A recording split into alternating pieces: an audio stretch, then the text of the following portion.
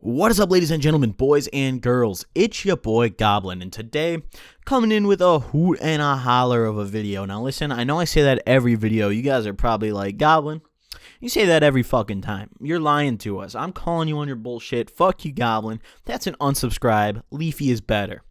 Well, listen here, okay? I say that every video because every video truly is a hoot and a holler. One video may hoot more than the other. One video may holler more than the other.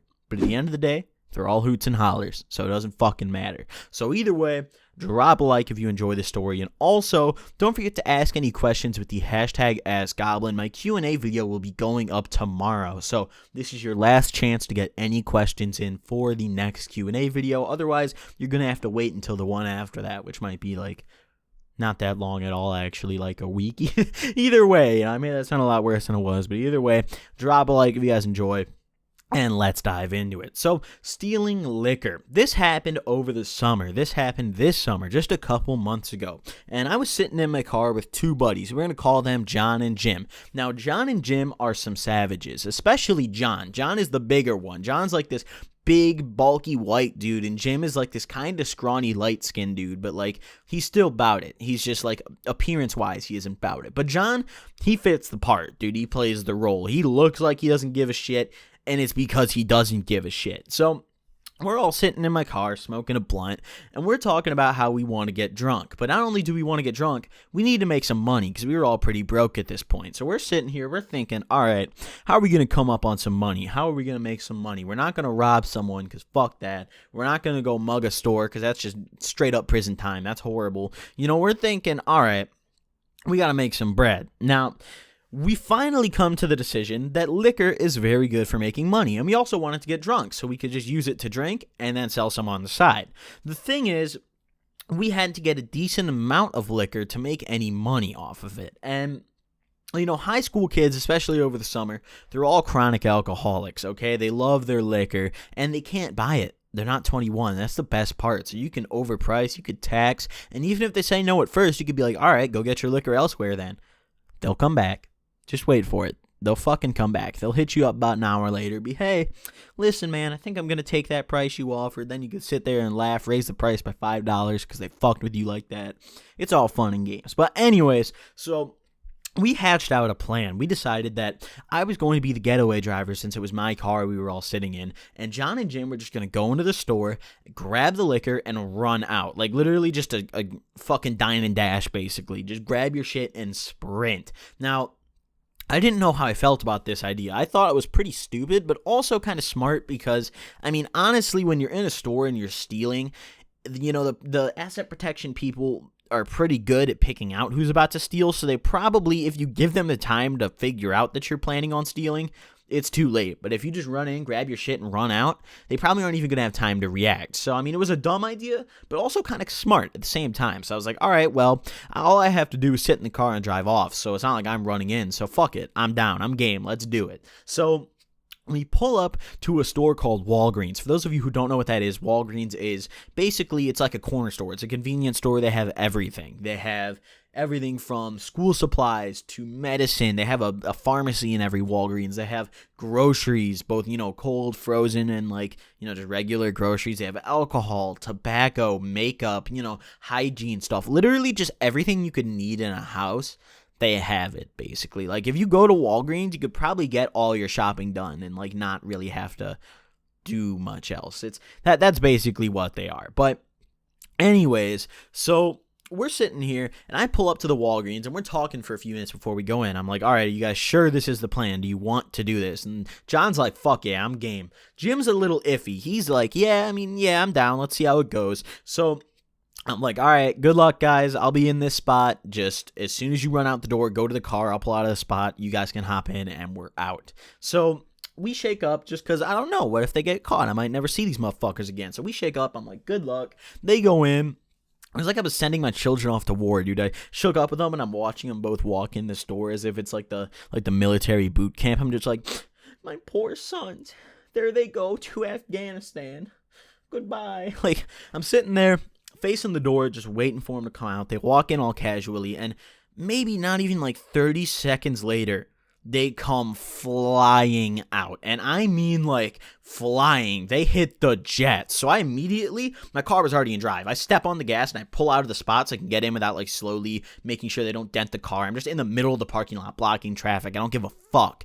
And they come dive in the car. I'm talking like dive in. Like Jim gets in the front seat because he's smaller. John opens the back door and just dolphin dives with a bottle of liquor in each hand. They each had a bottle, so they just got out with 4 bottles. Now, 2 dudes chase them out. One of them looks like a manager. He's in like the real nice upscale like vest and all that the Walgreens managers wear. And then another one just looked like a regular employee. He was just in a little polo shirt uniform with like the pants and all that. They chased us out, but they couldn't keep up. I slammed on the gas. I drifted out of there. I stepped on it. I got us out before they could see shit. So we're all laughing our asses off. I'm like, holy shit, that fucking worked. They're like, oh shit, that worked. Like, what the fuck? We just did that. So we're all laughing our asses off, shaking up, looking at our bottles. But we realized that Walgreens just doesn't have the right selection. You know, we got out with some cheap shit. Like, we got like some Sky vodka, some Svedka, some like fucking Jim Beam apple, like just some cheap liquor that like I'm not trying to sip. So I'm like, all right,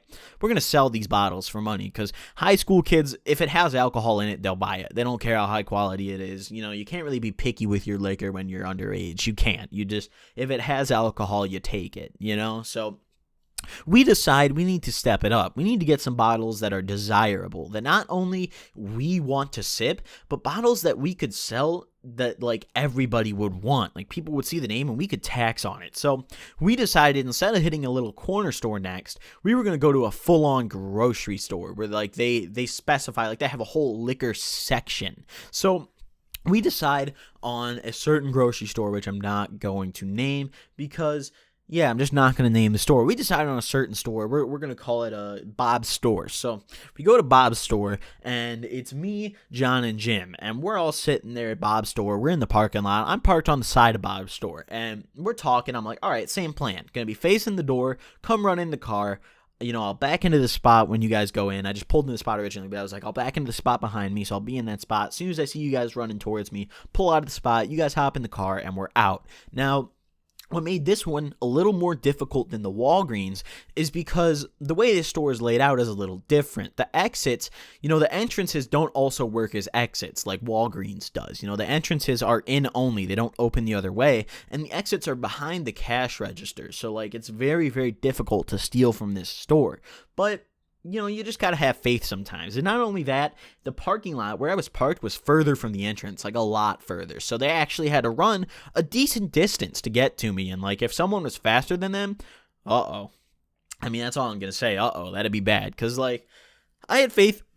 Excuse me, I have the hiccups, but I had faith in Jim's running speed. But John's a big dude. He's a truck. So like, I just knew shit was about to go down. So I'm sitting here, I'm all antsy, I'm excited, but like I'm a little nervous at the same time, and I'm ready. I'm like, all right, guys, you know the drill. Go in, run out. If you come out with nothing, then whatever. We'll just take the L and dip. So they go inside the store, and they're in there for a little while. I was actually like pretty concerned for a couple minutes, like a little while for the task we were doing. Like they were in there for a good 5 minutes, maybe a little over that, and like that was just too long. So I was a little worried because I was like, this is supposed to be an in and out kind of thing.